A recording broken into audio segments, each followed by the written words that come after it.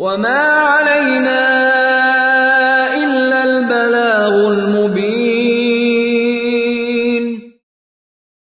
بسم الله الرحمن الرحیم. د الله په نامه سره شروع کوم چې ډیر زیات مهربان بے حد رحم کوونکی دی.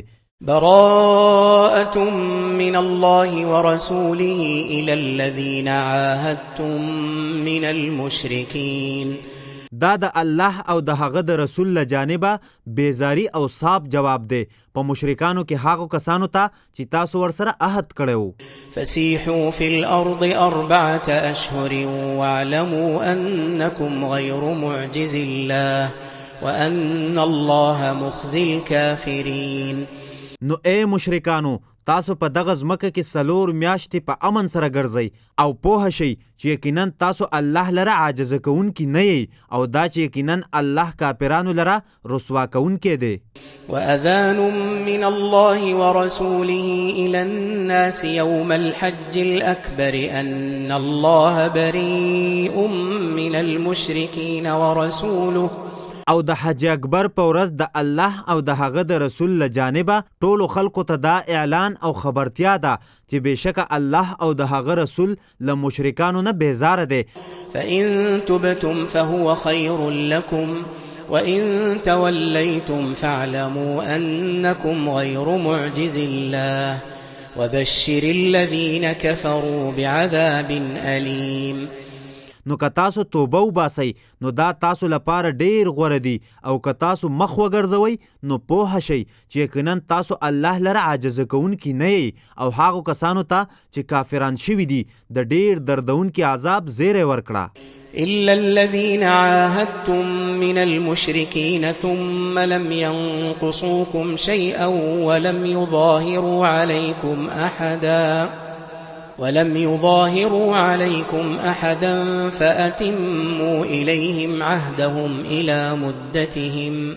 مگر په مشرکانو کې هغه کسان چې تاسو ورسره عهد کړی دی بیا هغوی تاسو ته هیڅ شی نقصان نه دی در رسولی او نه یې ستاسو په مقابل کې د هیڅ چا مدد کړی دی نو هغوی ته خپل عهد د هغوی د مودې پورې پوره کړئ. إن الله يحب المتقين. بېشکه الله له بدعهدۍ نه ځان ساتونکي خوښوي. فإذا انسلخ الأشهر الحرم فاقتلوا المشركين حيث وجدتموهم وخذوهم واحصروهم واقعدوا لهم كل مرصد. نو کله چې حرامې میاشتې تیرې شي بیا نو تاسو دغه مشرکان وجنئ چېرته چې تاسو هغوی ومومئ او دوی نیسئ او د دوی محاصره کوئ او د دوی لپاره په هر کمینځای کې کینئ.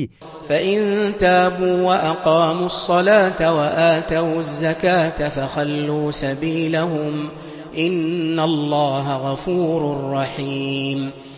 نو که دوی توبه وباسي او لمونځ قایم کړي او زکات ادا کړي بیا نو تاسو د دوی لاره خوشي کړئ بېشکه الله ډیر بخونکی بې حده رحم کوونکی دی. وإن أحد من المشركين استجارك فأجره حتى يسمع كلام الله ثم أبلغه مأمنه ذلك بأنهم قوم لا يعلمون. او که په مشرکانو کې یو تن لتانه امان یعنی پناه وغواړي نو هغه ته امان ورکړه تر هغه پورې چې هغه د الله کلام واوري بیا هغه خپل د امن ځای یعنی د هغه وطن ته ورسوه دا په سبب د دې چې یقینا دوی داسې قوم دی چې نه پوهیږي.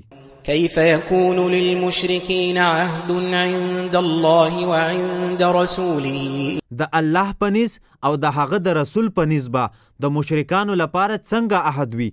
إلا الذين عاهدتم عند المسجد الحرام فما استقاموا لكم فاستقيموا لهم إن الله يحب المتقين. غیر له هغو کسانو نه چې تاسو ورسره د مسجد حرام په خوا کې عهد کړی دی نو تر څو پورې چې هغوی تاسو لپاره په عهد پوره قایم وي نو تاسو هم د هغوی لپاره په عهد کلک قایم اوسئ بېشکه الله له بدعهدۍ نه ځان ساتونکي خوښوي. كيف وإن يظهروا عليكم لا يرقبوا فيكم إلا ولا ذمة يرضونكم بأفواههم وتأبى قلوبهم وأكثرهم فاسقون. څنګه کېدای شي د دوی لپاره عهد؟ حال دا چې که دوی پر تاسو باندې لاسبري شي نو بیا دوی ستاسو په حق کې نه خپلولۍ ته ګوري او نه عهد ته. دوی تاسو په خپلو خولو سره راضي کوي او د دوی زړونه انکار کوي او د دوی اکثره فاسقان دي. اشتروا بآيات الله ثمنا قليلا فصدوا عن سبيله إنهم ساء ما كانوا يعملون. دوی د الله د آیاتونو د پرېښودلو په بدل کې لږ قیمت اخیستی دی نو منع شوي دي د هغه له لارې نه. بېشکه دوی چې دي بد دی هغه عمل چې دوی به کاوه. لا يرقبون في مؤمن إلا ولا ذمة وأولئك هم المعتدون. دوی د مومن په باره کې نه د خپلولۍ لحاظ کوي او نه د عهد او همدغه کسان له حد نه تېرېدونکي دي. فإن تابوا وأقاموا الصلاة وآتوا الزكاة فإخوانكم في الدين ونفصل الآيات لقوم يعلمون. نو که دوی توبه وباسي او لمونځ قایم کړي او زکات ادا کړي نو بیا ستاسو ورونه دي په دین کې او موږ په تفصیل سره بیانو آیاتونه د هغه قوم لپاره چې پوهیږي. وَإِن نَكَثُوا أَيْمَانَهُم مِّن بَعْدِ عَهْدِهِمْ وَطَعَنُوا فِي دِينِكُمْ فَقَاتِلُوا أَئِمَّةَ الْكُفْرِ. او که دوی خپل قسمونه له خپل عهد نه پس مات کړل او ستاسو په دین کې عیبونه راویستل شروع کړل بیا نو د کفر له امامانو یعنی مشرانو سره جنگ کوئ. إنهم لا أيمان لهم لعلهم ينتهون. بېشکه دوی چې دي د دوی لپاره هیڅ د اعتبار وړ قسمونه نشته د دې لپاره چې دوی منع شي. ألا تقاتلون قوما نكثوا أيمانهم وهموا بإخراج الرسول وهم بدؤوكم أول مرة أتخشونهم. ولې تاسو له داسې قوم سره نه جنګېږئ چې هغوی خپل قسمونه مات کړي دي او د رسول د ویستلو اراده یې کړې ده حال دا چې هم دوی پر تاسو شروع کړې ده اول ځلې. آیا تاسو له دوی نه ویریږئ؟ فالله احق ان تخشوه ان کنتم مؤمنین. نو الله تر ټولو زیات حقدار دی د دې چې له هغه نه وویریږئ که تاسو مؤمنان یئ. قاتلوهم يعذبهم الله بأيديكم ويخزهم وينصركم عليهم ويشفي صدور قوم مؤمنين. له دوی سره وجنګېږئ الله به دوی ته ستاسو په لاسونو عذاب ورکړي او دوی به رسوا کړي او د دوی په مقابل کې به ستاسو مدد وکړي او د مؤمنو خلقو سینو ته به شفا او یخوالی ورکړي. ويذهب غيظ قلوبهم ويتوب الله على من يشاء والله عليم حكيم. او د هغوی د زړونو غصه به لرې کړي او الله چې په چا وغواړي په رحمت سره رجوع کوي او الله ښه پوهه ښه حکمت واله دی. أم حسبتم أن تتركوا ولما يعلم الله الذين جاهدوا منكم ولم يتخذوا من دون الله ولا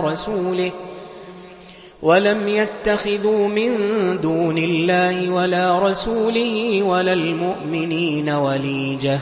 آیا تاسو دا ګمان کړی دی چې تاسو به همداسې پرېښودی شئ حال دا چې لا تر اوسه الله هغه کسان نه دي معلوم یعنی ظاهر کړي چې جهاد یې کړی دی له تاسو نه او له الله او د هغه له رسول او مؤمنانو نه غیر یې بل هیڅ رازدار نه دی نیولی. والله خبير بما تعملون. او الله ښه خبردار دی پر هغو عملونو چې تاسو یې کوئ.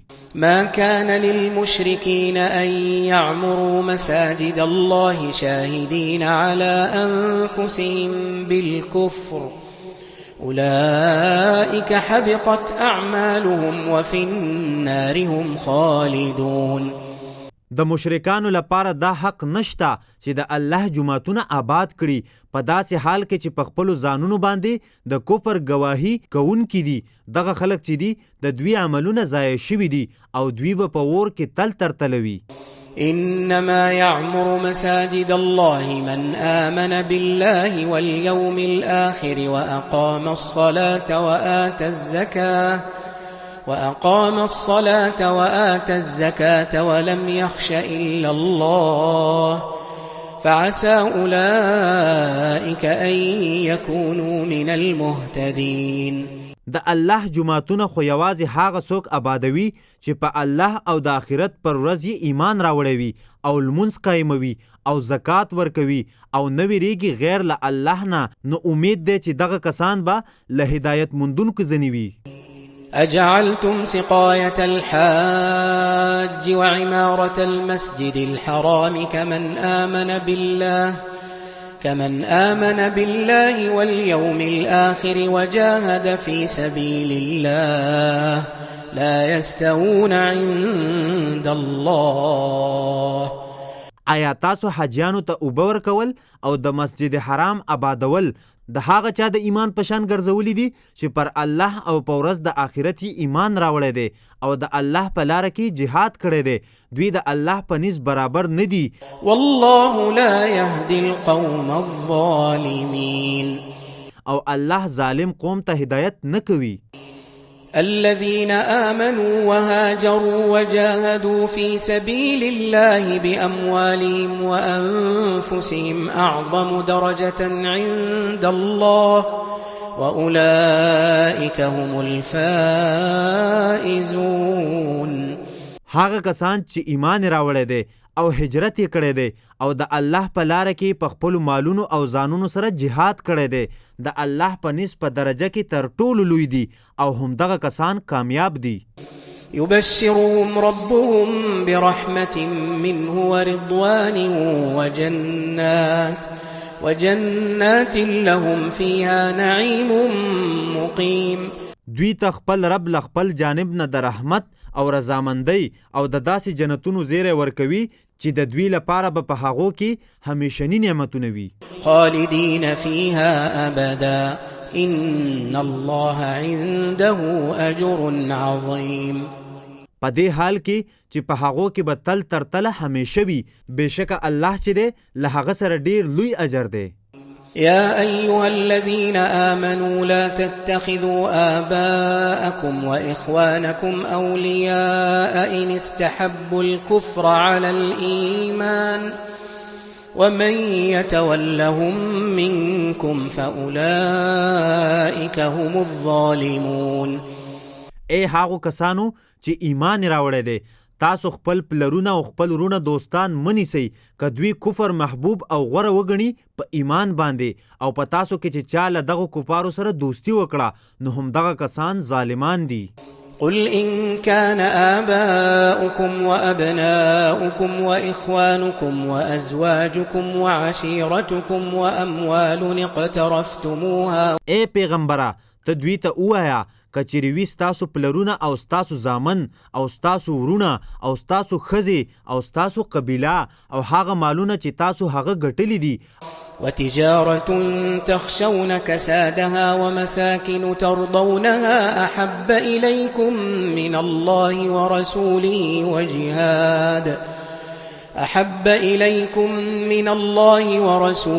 وجهاد في سبيله فتربصوا حتى يأتي الله بأمره.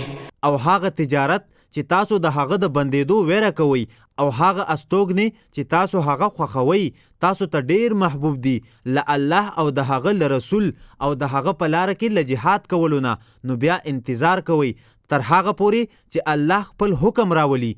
والله لا يهدي القوم الفاسقين. او الله فاسقو خلکو ته هدایت نه کوي.